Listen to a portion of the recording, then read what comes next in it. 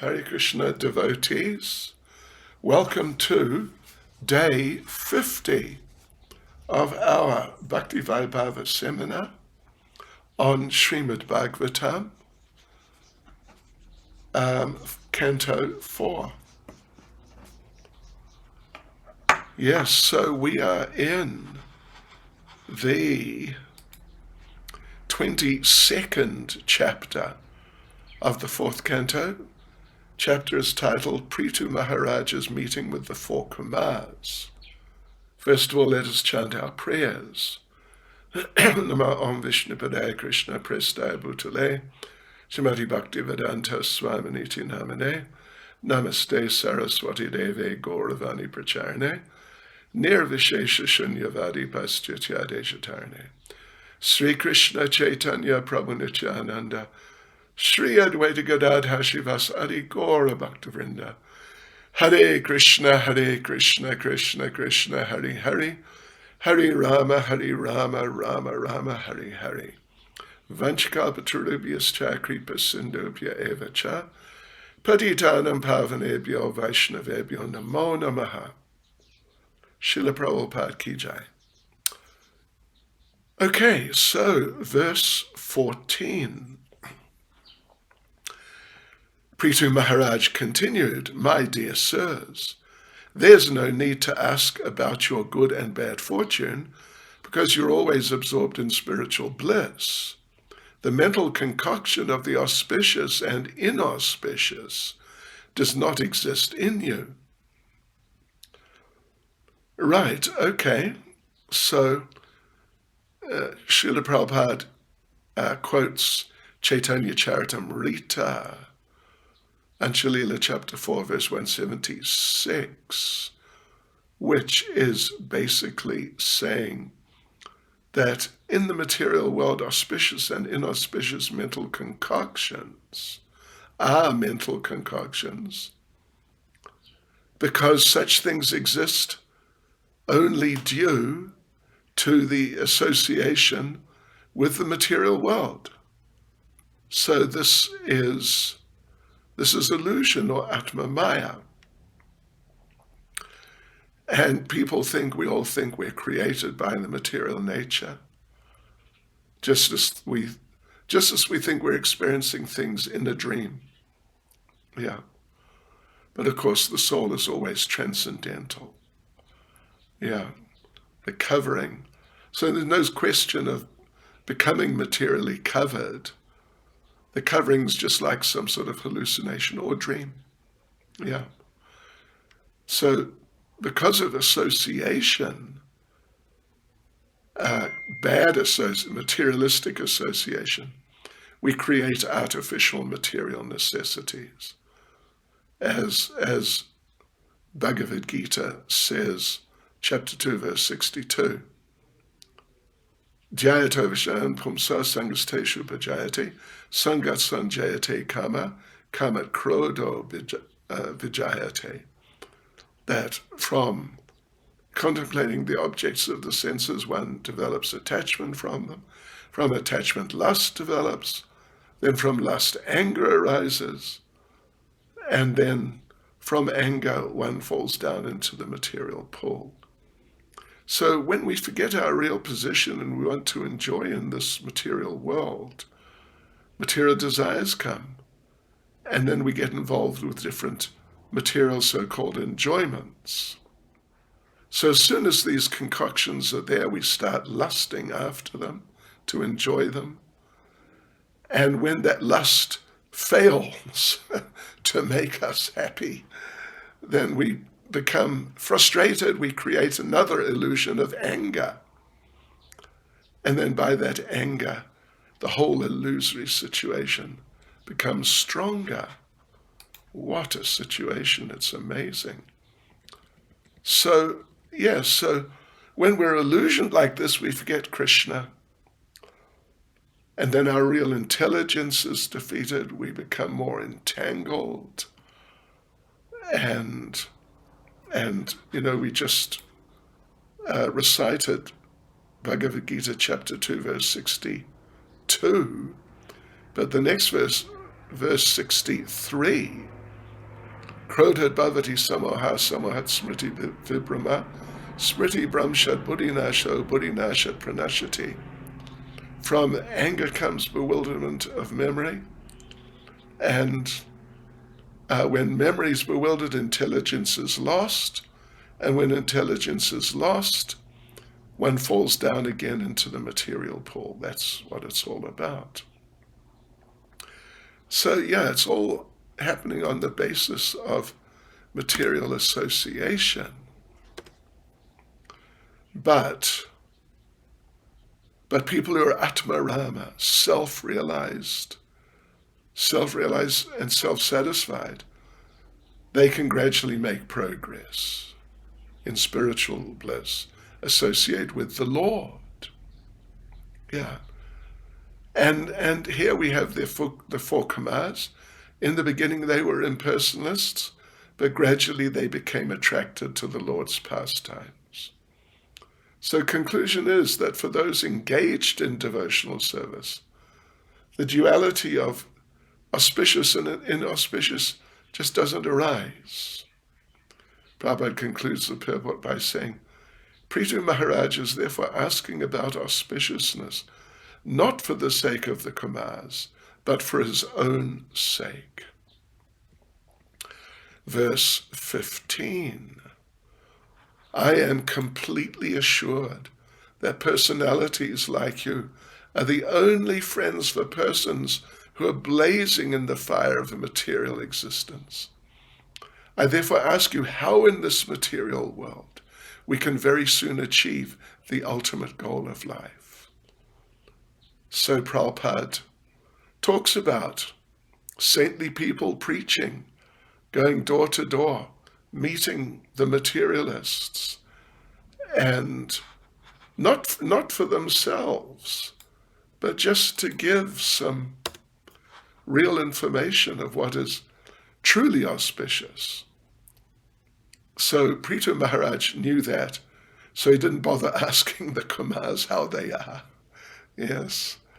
Rather, he asked, how can I get out of the dangers of material life? Yes.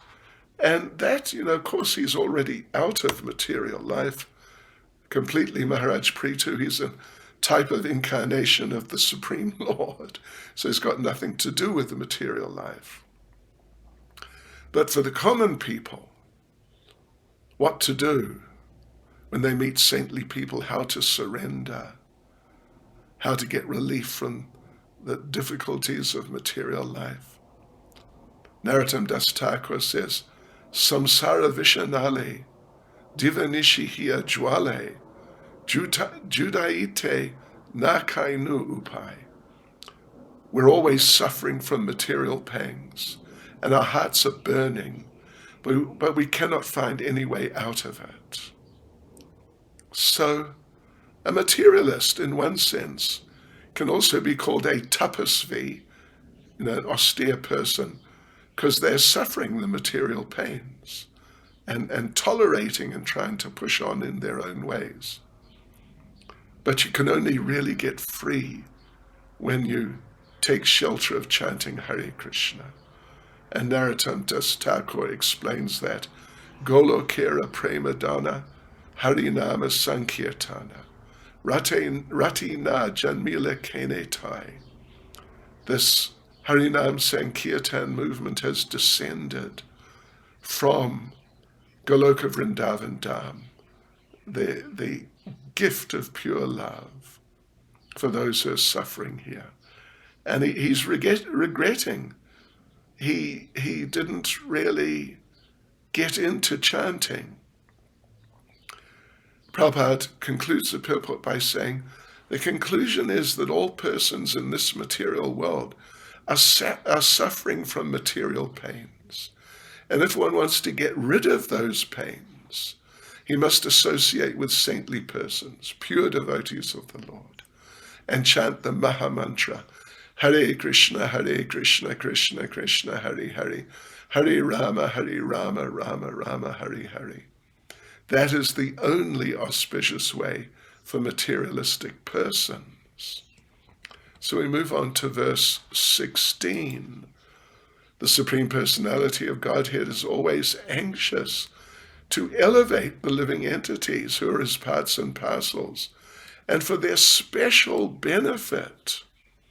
The Lord travels all over the world in the form of self-realized persons like you, like the four Kamas. Right, so there are different types of transcendentalists. We've discussed it quite a bit. Gyanis, yogis, devotees.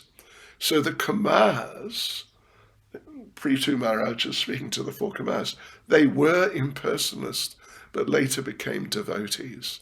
So now they're the best of transcendentalists. The devotees represent the Lord. They travel all over to elevate people to their original consciousness, Krishna consciousness. And the best devotees are Atma Vat, those who have fully realized the Supreme Soul. Lord's in the hearts of everyone, always trying to elevate people to Krishna consciousness. So therefore he's called Atma Bhavana. Yeah, he's always the friend, always trying to help and facilitate the living entities according to their desires. So then, there's a second paragraph here. Prabhupada talks about the word Atmavatam. It's significant. There are three kinds of devotees, Kanishta, Madhyama, and Uttama Adhikaris, of course. And highly advanced devotee knows the conclusion of the Vedas in full knowledge. So therefore he becomes a devotee. And because of that, he has become a devotee. But not only is he convinced, but he can convince others on the strength of Vedic evidence. He sees all other living entities part and parcel of the Lord without discrimination.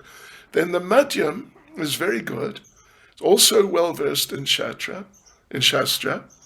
and can convince others, although not to the same degree, but he discriminates between favorable and unfavorable.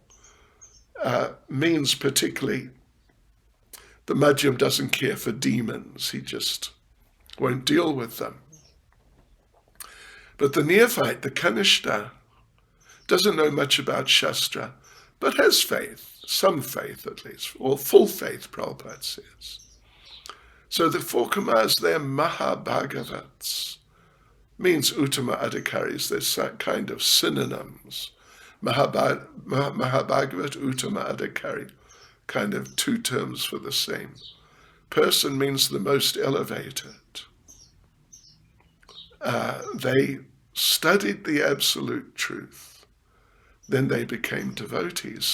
So in other words, they're in full knowledge of the Vedic conclusion. And in Bhagavad Gita, Krishna confirms there are many devotees, but the one who's fully conversant with the Vedic conclusion is very dear to him, most dear.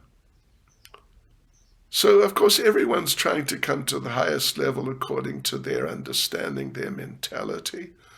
The Gyanis think the highest position is merging into the effulgence.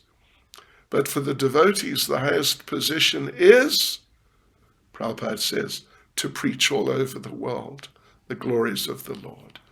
And therefore the devotees are real representatives of the Lord. And they travel everywhere carrying the Lord in their hearts. And they preach his glories. And of course, ultimately, in one sense, the representative of Narayan is as good as Narayan. But he definitely must be careful not to conclude that he has become Narayan, as the Mayavadis think. Yeah, they address each other as Narayan, the Mayavadi sannyasis. They think you take sannyas, now you're Narayan. So the Vaishnav conclusion is different. As Srila Vishwanath Chakravarti Thakur states, This is from Govastikam verse 7. Sakshadari twena samasta shastya, uktas tataba vyata eva sadbi, kintu praboya priya eva tasya, vande guru shri charanarvindam. So what this verse is saying is that the devotee, or very advanced devotee, Sakshad Hari, is like directly the Supreme Lord, as good as Narayan, not by becoming him, but by becoming his most confidential servant. Yeah, Srila Prabhupada, this is Srila Prabhupada's conclusion to the purport. He says that such great persons act as spiritual masters for the benefit of the people in general. And as such, a spiritual master who's preaching the glories of Narayan should be accepted as Narayan and be given all respects due to Narayan. But in the sense of being a representative, being an ambassador, like the American ambassador, when he goes to the parliament and he speaks, then the American government is speaking. Right, devotees. So that's the end of the second section. Here's now the third section. Verse 17 to verse 40, Sanat Kumar responds to Prithu Maharaj. Let's read the verses. 17. The great sage Maitreya continued, thus Sanat Kumar, the best of the celibates, after hearing the speech of Prithu Maharaj, which was meaningful, appropriate, full of precise words and very sweet to hear, smiled with full satisfaction and began to speak as follows. Verse 18. Sanat Kumar said, my dear King Prithu, I am very nicely questioned by you. Such questions are beneficial for all living entities, especially because they're raised by you, who are always thinking of the good of others. Although you know everything, you ask such questions, because that is the behavior of saintly persons. Such intelligence is befitting your position. 19. When there's a congregation of devotees, their discussions, questions, and answers become conclusive to both the speaker and the audience. Thus, such a meeting is beneficial for everyone's real happiness. Sanat Kumar continued, my dear King, you already have an inclination to glorify the lotus feet of the Supreme Personality of Godhead. Such attachment is very difficult to achieve, but when one has attained such unflinching faith in the Lord, it automatically cleanses lusty desires from the core of the heart. 21. It has been conclusively decided in the scriptures, after due consideration, that the ultimate goal for the welfare of human society is detachment from the bodily concept of life and increased and steadfast attachment for the Supreme Lord, who is transcendental, beyond the modes of material nature. 22. Attachment for the Supreme can be increased by practicing devotional service, inquiring about the Supreme Personality of Godhead, applying Bhakti Yoga in life, worshipping the Yogeshvara, the Supreme Personality of Godhead, and by hearing and chanting about the glories of the Supreme Personality of Godhead. These actions are pious in themselves. Verse 23. One has to make progress in spiritual life by not associating with persons who are simply interested in sense gratification and making money. Not only such persons, but one who associates with such persons should be avoided. One should mold his life in such a way that he cannot live in peace without drinking the nectar of the glorification of the Supreme Personality of Godhead, Hari. One can be thus elevated by being disgusted with the taste for sense enjoyment. Verse 24. A candidate for spiritual advancement must be non-violent, must follow in the footsteps of greater acharyas, must always remember the nectar of the pastimes of the Supreme Personality of Godhead, must follow the regulative principles without material desire, and while following the regulative principles, should not blaspheme others. A devotee should lead a very simple life and not be disturbed by the duality of opposing elements. He should learn to tolerate them. Verse 25. The devotee should gradually increase the culture of devotional service by constant hearing of the transcendental pastimes of the Supreme Personality of Godhead. These pastimes are like ornamental decorations on the ears of devotees. By rendering devotional service and transcending the material qualities, one can easily be fixed in transcendence in the Supreme Personality of Godhead. Verse 26. Upon becoming fixed in his attachment to the Supreme Personality of Godhead by the grace of the spiritual master, and by awakening knowledge and detachment, the living entity situated within the heart of the body and covered by the five elements burns up his material surroundings, exactly as fire arising from wood burns the wood itself. Verse 27. When a person becomes devoid of all material desires and liberated from all material qualities, he transcends distinctions between actions executed externally and internally. At that time, the difference between the soul and the supersoul, which was existing before self-realization, is annihilated. When a dream is over, there's no longer a distinction between the dream and the dreamer. Verse 28. When the soul exists for sense gratification, he creates different desires, and for that reason he becomes subjected to designations. But when one is in the transcendental position, he's no longer interested in anything except fulfilling the desires of the Lord. 29. Only because of different causes does a person see a difference between himself and others, just as one sees the reflection of a body appearing differently manifested on water, on oil, or in a mirror. 30. When one's mind and senses are attracted to sense objects for enjoyment, the mind becomes agitated.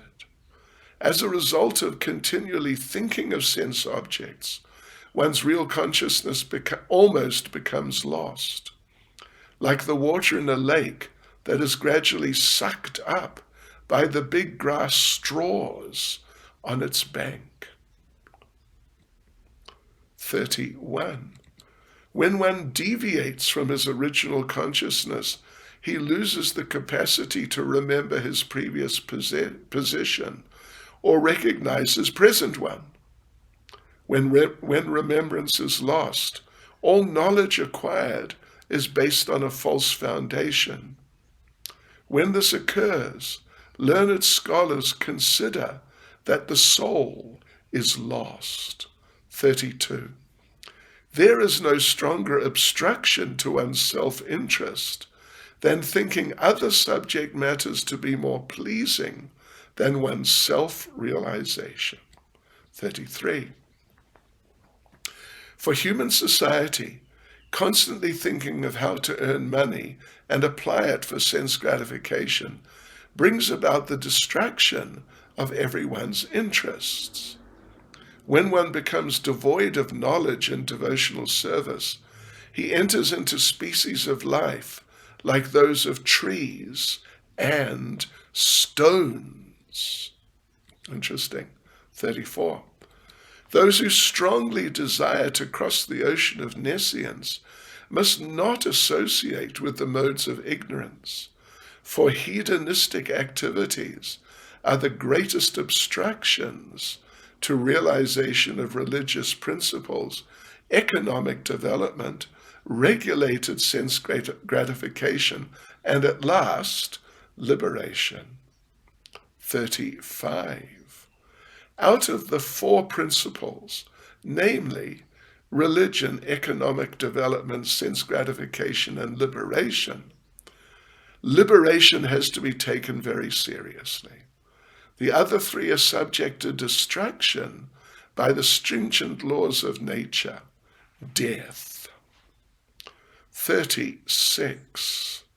We accept as blessings different states of higher life, distinguishing them from lower states of life. But we should know that such distinctions exist only in relation to the interchange of the modes of material nature. Actually, these states of life have no permanent existence, for all of them will be destroyed by the supreme controller. 37. Sanat Kumar advised the king, "Therefore, my dear King Prithu, try to understand the Supreme Personality of Godhead, who is living within everyone's heart, along with the individual soul, in each and every body, either moving or not moving. The individual souls are fully covered by the gross material body and subtle body made of the life air and intelligence." 38. The Supreme Personality of Godhead manifests himself as one with the cause and effect within this body, but one who has transcended the illusory energy by deliberate consideration, which clears the misconception of a snake for a rope, can understand that the Paramatma is eternally transcendental to the material creation and situated in pure internal energy. Thus the Lord is transcendental to all material contamination. Unto him only must one surrender. 39. The devotees, who are always engaged in the service of the toes of the lotus feet of the Lord, can very easily overcome hard-knotted desires for fruitive activities. Because this is very difficult, the non-devotees, the jnanis and yogis, although trying to stop the waves of sense gratification, cannot do so. Therefore, you're advised to engage in the devotional service of Krishna, the son of Vasudeva. Verse 40. The ocean of nescience is very difficult to cross because it is infested with many dangerous sharks. Although those who are non-devotees undergo severe austerities and penances to cross that ocean, we recommend that you simply take shelter of the lotus feet of the Lord, which are like boats for crossing the ocean. Although the ocean is difficult to cross, by taking shelter of his lotus feet, you will overcome all dangers. Right, okay. So the section is called Sanat Kumar responds to Prithu Maharaj. It's verse 17 to verse 40. And we read, of course, through all the questions and different glorifications and so on that Prithu Maharaj put before the Kumars, and Prabhupada explained everything very deeply and in a very detailed and wonderful way. So now Sanat Kumar is going to respond to that. And it's also very deep. It's really very deep. All right. 17. The great sage Maitreya continued, thus Sanat Kumar, the best of the celibates, after hearing the speech of Prithu Maharaj, which was meaningful, appropriate, full of precise words and very sweet to hear, smiled with full satisfaction and began to speak as follows. So, first point Prabhupada makes is that Prithu's talks before the Kumars, they were laudable, they were very wonderful, very praiseworthy, really is the term, because there's so many qualifications there.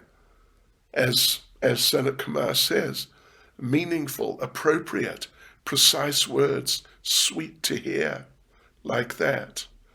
So speech should be composed nicely of selected words which are sweet to hear, appropriate, etc. And not just sort of, let it all hang out, but we should try and, particularly when there's a very important and very nice subject to be presented, we should try and present it in really appropriate ways, which enhance the deep meaning. And this type of speech is called meaningful. And all these qualifications were present in Prithu Maharaj's speech because he's a perfect devotee. And Prabhupada quotes Srimad Bhagavatam 5:18-12. Yasyasti bhaktira bhagavatya kinchana savarganais tatra samasate sura. Those are 2 lines from the verse. Let me read the translation here. For one who has unflinching devotional faith in the Supreme Personality of Godhead and is engaged in his service, all good qualities become manifest in his person. So thus the Kumars were very pleased, and then Sanat Kumar began to speak as follows. So, verse 18, Sanat Kumar said, my dear King Prithu, I'm very nicely questioned by you. Such questions are beneficial for all living entities, especially because they're raised by you who are always thinking of the good of others. Although you know everything, you ask such questions because that's the behavior of saintly persons. Such intelligence is befitting your position. So actually, Prabhupada explains in the purport, actually, Prithu Maharaj, he knows all these things. He really does. I mean, how could he not? He's a Shaktivesh avatar of the Supreme Lord, come to preach Krishna consciousness. So he knows all these things, but he presented himself as if ignorant. So the idea is that even if people are very elevated before a superior, they should present questions. And very nice example, Arjuna.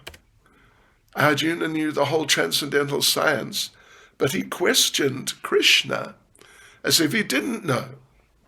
So similarly, Prithu, he knows everything, but he presented himself before the Kumars as if he didn't know anything.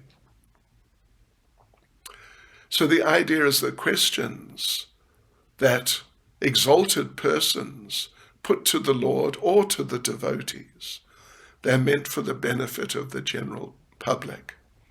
So Prabhupada concludes the purport by saying, therefore sometimes great personalities put themselves in that position and inquire from a higher authority because they're always thinking of the benefit of others.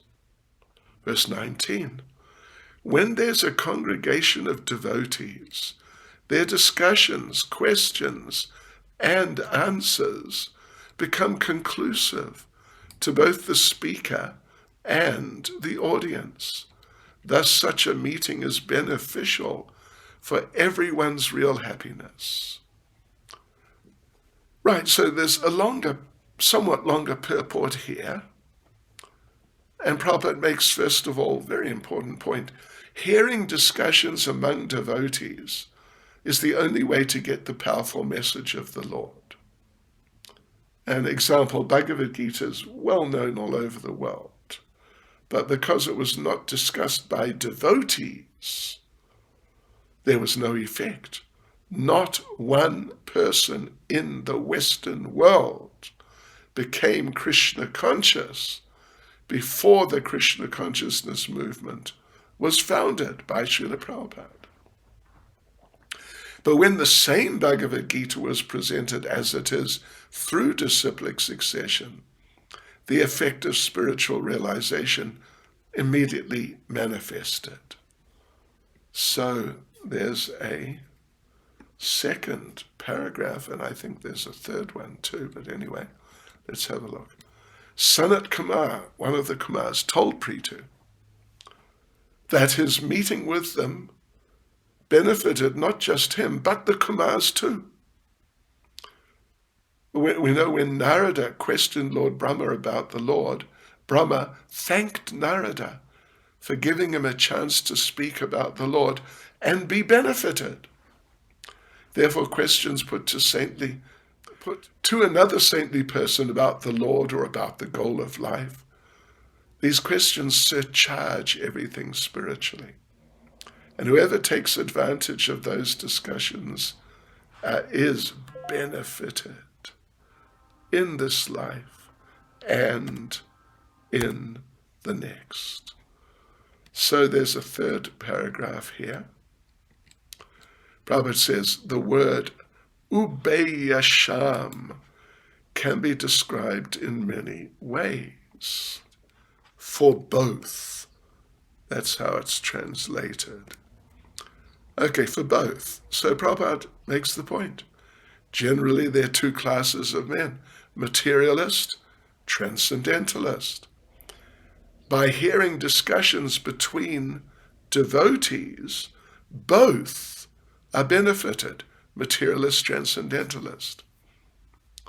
The materialist is benefited by the association of his devotees, in that his life then becomes regulated as he becomes a devotee. His life is made successful for understanding the real position of the living entity. So when such a person takes advantage of this opportunity, he's assured of a human birth in the next life, or he may even go back to Godhead in this life. So the conclusion is, if we participate in the discussion of devotees, then we're materially and spiritually benefited. The speaker and the audience are benefited. And karmis and jnanis also. It's just beneficial for everyone without exception. So Prabhupada concludes the purport by saying, consequently, the Kumars admitted that not only was the king benefited by such a meeting, but the Kumars were as well. Right, verse 20. Sanat Kumar continued, my dear king, you already have an inclination to glorify the lotus feet of the Supreme Personality of Godhead. Such attachment is very difficult to achieve, but when one has attained such unflinching faith in the Lord, it automatically cleanses lusty desires from the core of the heart. So in the purport here, Srila Prabhupada, first thing he does is quote Bhagavatam 3:25-25, very important verse, which says that by associating with devotees, the dirty things within the heart become gradually washed away by the Lord's grace. Prabhupada gives the example of silver becoming shiny by being polished. So similarly, the materialist's heart is cleansed of lusty desires by association with devotees. So actually the living entity has no connection with material enjoyment or lusty desires. He's simply imagining or dreaming. But by the association of devotees, he's awakened. And immediately the soul is situated in his natural glory by understanding his constitutional position as the eternal servant of the Lord. So Prithu Maharaj is already a self-realized soul. He had natural inclination to glorify the Lord. And the Kumars assured him that he had no chance of falling victim to Maya. In other words, the process of hearing and chanting about the glories of the Lord is the only way to clarify the heart of material contamination. Karma, jnana, and yoga will not help one drive away material contamination. Prabhupada concludes the purport by saying, but once a person takes to the shelter of the lotus feet of the Lord by devotional service, automatically all dirty things in the heart are removed without difficulty. Verse 21, it has been conclusively decided in the scriptures after due consideration that the ultimate goal for the welfare of human society is detachment from the bodily concept of life and increased and steadfast attachment for the Supreme Lord, who is transcendental beyond the modes of material nature. So this is very important. Two things. On one hand, detachment from the bodily concept. On the other hand, steadfast attachment for the Lord. So basically everyone is engaged for ultimate benefit as far as they understand what it is, but they don't understand it. So the ultimate goal is described in Bhagavad Gita chapter 2, verse 59. Param drishtva nivartate. When one finds out the supreme goal, higher taste, he becomes detached from the bodily concept. So this verse 21 and verse Bhagavad Gita 2:59, these two verses indicate one has to steadfastly increase one's attachment for transcendence, Brahmani. So, Vedanta Sutra confirms, Atato Brahma Jigyasa. We have to inquire about Brahman. If you don't, you can't give up attachment for this world. So by evolving through all species, you can't understand the ultimate goal of life, because in all species, the bodily concept of life is everything. It's the prominent thing. So Atato Brahma Jigyasa from Vedanta Sutra means that in order to get out of the bodily conception, one has to increase one's attachment to Brahman, spirit, or inquire about Brahman. Then one can become situated in devotional service through hearing and chanting, etc. So therefore, to increase attachment for Brahman means to engage in devotional service. And those who are attached to the impersonal Brahman, they can't stay attached to it for long. After they reject the world as false, but then they come back to it again, even though they've taken sannyas to supposedly increase their spiritual attachment. Similarly, many yogis who are attached to Brahman, a supersoul like Vishwamitra, they fall down as victims of women. So therefore, increased attachment for the Supreme Lord is advised all round, in all shastras and all schools of thought. But the only way of becoming detached is, as Bhagavad Gita 2, chapter 2, verse 59 says, param drishtva navartate, developing a higher taste. You can only stop material activities when you've got a real attachment for devotional service on the basis of the taste. So Prabhupada concludes the purport by saying, Sri Chaitanya Mahaprabhu also recommended love of Godhead as the ultimate goal of life, prema pumarto mahan. Without increasing love of Godhead, one cannot achieve the perfectional stage of the transcendental position. 22.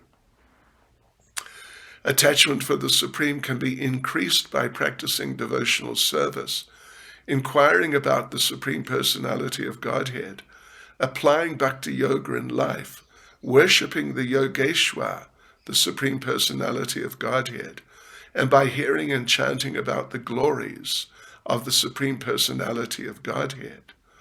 These actions are pious in themselves. So, okay, let's have a look here at the purport. It's fairly substantial. So this term Yogeshwar is applicable to both the Lord and the devotees. It appears twice in Bhagavad Gita. One is 1878, last verse, Yatra Yogeshvara Krishna. Krishna is the Yogeshwar, the master of all mystics. And then 647, Same Yuktatamo Mataha. And Yuktatama indicates the highest of the yogis, the highest of all yogis, the devotees, are Yogeshvara. So in this verse, Yogeshvara Upasana means to render service to a pure devotee. Prabhupada quotes Narottam Das Thakur, as we heard a bit earlier, maybe yesterday. Without serving a pure devotee, you can't advance in spiritual life. And Prahlad also says, I'll just read the translation, unless they smear upon their bodies the dust of the lotus feet of a Vaishnav, completely freed from material contamination, persons very much inclined towards materialistic life cannot be attached to the lotus feet of the Lord, who is glorified for his uncommon activities. Only by becoming Krishna conscious and taking shelter at the lotus feet of the Lord in this way can one be freed from material contamination. Okay, second paragraph. So this Srimad Bhagavatam verse quoted above from Prahlad 7.532 means one should take shelter of a pure devotee who has nothing to do with the material world, but who is simply doing devotional service. So just by serving such a devotee, you can transcend material life. So therefore, in this verse, it's recommended, Yogeshvara Upasanaya, that one serve the lotus feet of the topmost yogi or devotee. To serve the topmost devotee means to hear from him about the glories of the Lord. And to do this is to acquire a pious life. And Prabhupada again refers to Bhagavad Gita chapter 728, which we read yesterday, I remember, if I remember correctly. 728, which says that without being pious, you can't do devotional service. And so here, that what was said was that to serve the topmost devotee means to hear from him about the glories of the Lord, and this makes you pious. So third paragraph, to become fixed in devotional service, you have to become completely cleansed from the contamination of the modes. First part of devotional service is Ado Gurvashrayam, to accept the bona fide spiritual master, inquire from him, and follow in the footsteps of saintly persons, devotees. So this is, this is just what we read this very moment. These are instructions from Srila Rupa Goswami in Bhakti Rasamrita Sindhu. So finally, the fourth paragraph, the conclusion. To increase attachment for the Lord, one has to accept bona fide spiritual master and learn devotional service from him and hear the message of and glorification of the Supreme Lord. Prabhupada concludes the purport by saying, in this way one has to increase his conviction about devotional service. Then it will be very easy to increase attachment for the Supreme Personality of Godhead. Verse 23. One has to make progress in spiritual life by not associating with persons who are simply interested in sense gratification and making money. Not only such persons, but one who associates with such persons should be avoided. One should mold his life in such a way that he cannot live in peace without drinking the nectar of the glorification of the Supreme Personality of Godhead, Hari. One can be thus elevated by being disgusted with the taste for sense enjoyment. So, of course, in the material world, everyone wants money and sense gratification. Of course, everyone. Shukadev Goswami describes the activities of such people. That's in the the translation of the verse, 2nd Canto, chapter 1, verse 3. The next paragraph begins with a translation, effectively, that at night they sleep more than 6 hours or have sex or both. In daytime they go to work to get money. When there's money, they spend it on things for children and family members and whatnot. And they're never interested in understanding the values of life. What is God? What's the soul? What is the relationship with God?